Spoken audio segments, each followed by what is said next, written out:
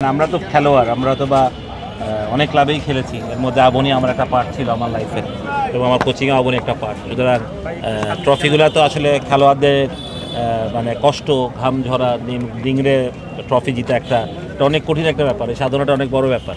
তো এই ট্রফিগুলো যখন চলে গেছে ক্লাব থেকে, এটা তো অবশ্যই একটা আমাদের জন্য লজ্জাজনক ব্যাপার, সত্যি কথা বলতে। কারণ ট্রফিগুলো তার দোষ করে নেই, যারা এই ক্লাবের জন্য খেলেছে, লড়েছে আবনির জন্য, তারা তো দোষ করেনি। তারা তো দলকে ভালো করার, প্রত্যেকটা ক্লাবেই যারা খেলে তারা চাই তার দলটা চ্যাম্পিয়ন হোক।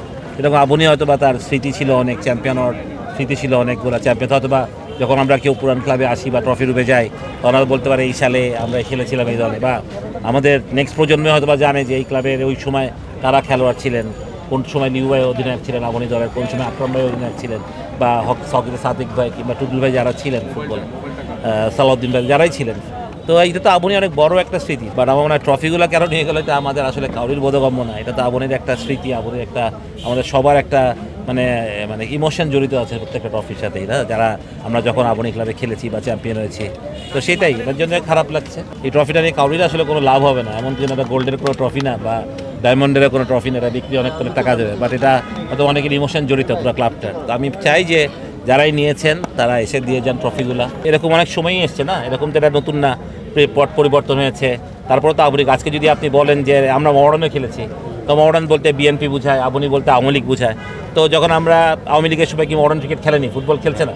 তো এটা তো কোনো খেলার মধ্যে আমি মনে করি রাজনীতিটা ওইভাবে চিন্তা করাটাই ঠিক না। আজকে ধরেন আমরা যারা ফুটবল খেলেছি, আমি এখানে অনেক স্বপন, গাউস, জাকির, যারা আমরা একসাথে আবনির সঙ্গী ছিলাম, মানে ওরা ফুটবল খেলতে আমরা ক্রিকেট খেলাম, but we are always very good friends. তো ওদেরকে অনেকদিন পর থেকে ভালো লাগলো, এবং এদের মধ্যে সবাই আমরা যে পলিটিক্স করি তা তো না, আমরা খেলোয়াড়, আমরা মানে আমাদের পারিশ্রমিক পেয়েছি, আমরা ক্রিকেট খেলেছি। যেটা আমি বললাম দল বদল হয়েছে, আমি মডার্ন থেকে আবনিতে এসেছি, আবনি থেকে ব্রাদার্সে গেছি, ব্রাদার্স থেকে সিটি ক্লাবে গেছি। তো এটা তো খুবই স্বাভাবিক, খুবই নিয়ম। বাট অনেকেই হয়তো মানে আমার মনে হয় যেখানে আমি সবচেয়ে বেশি আবনিতে কম খেলেছি, আমি 3 বছর খেলেছি, বাট আমার কোচিং ক্যারিয়ার এখানে অনেক বছর আসলে আবনির সাথে। তো সেটা কথা না 1 বছর খেললেও আমি আবনির প্লেয়ার, 10 বছর খেললেও আমি আবনির প্লেয়ার, সবচেয়ে বড় কথা হলো এটাই। তো আমি মনে করি যে ধরেন এটা কোনোটা মানে এখন হয়তো আবনি অনেক বড় বাজারের টিম বানাতো, যেহেতু ক্রিকেটে আমি জানি ফুটবলেও বড় বাজারের টিম বানাতো, ক্রিকেটেও বড় বাজারের টিম বানাতো। সেটা কতটুকু হবে সেটা আমি বলতে পারবো না, বাট টিম তো নামতেই হবে। এখন সেটা যে কেউ হোক, টিম তো একটা নামতেই হবে। তা আশা করি যে দেশের পরিস্থিতি অনেক ভালো হয়ে যাবে, সেটাই আমরা সবাই কাজ করি। আমরা যারা খেটে খাওয়া মানুষ আছি কাজ করি, আমাদের আর অন্য কোনো দাবি নাই। আমরা যাতে দেশ ভালো হয়, সব দিকে সব কিছু ভালো থাকে, সেটাই আমরা চাই। আমরা ভালো থাকি, দেশের সাধারণ মানুষ ভালো থাকুক। এত কিছু পুড়ে গেছে, নষ্ট হয়ে গেছে, সেখানে তো কেউ না কেউ তাদের রোজগার ছিল, ঠিক না?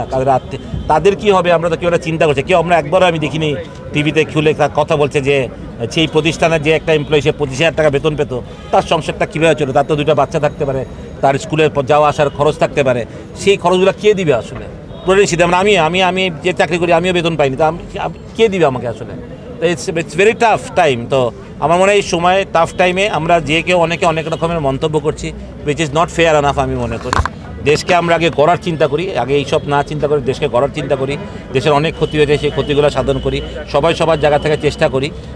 আমার জায়গা পলিটিক্স না, আমার জায়গা খেলা ক্রিকেট, আমার জায়গা ফুটবল না, ফুটবলের জায়গা ফুটবল, ক্রিকেটের জায়গায় ক্রিকেট, সেভাবে যাতে সব কিছু চলে থাকে। আমি থাকি না থাকি ম্যাটেরিয়াল, বাট মেইন থিং হলো দেশকে তো এগিয়ে যেতে হবে, দেশের ক্রিকেটকে এগিয়ে যেতে হবে, দেশের সব কিছুতে ঠিক থাকতে হবে।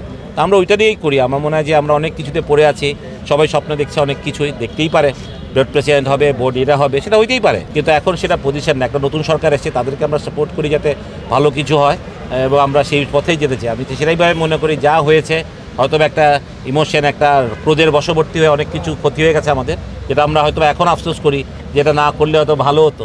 সেই ভুলটা যাতে আমরা আবার না করি, বরং আমরা চেষ্টা করি সবাই সবার পিছে না লেগে সবাই দেশের কথা চিন্তা করি। যদি আমরা সত্যি মনে করি আমরা দেশপ্রেমিক, তাহলে দেশের কথাই চিন্তা করতে হবে, সেটাই আমি সবসময় মনে করি।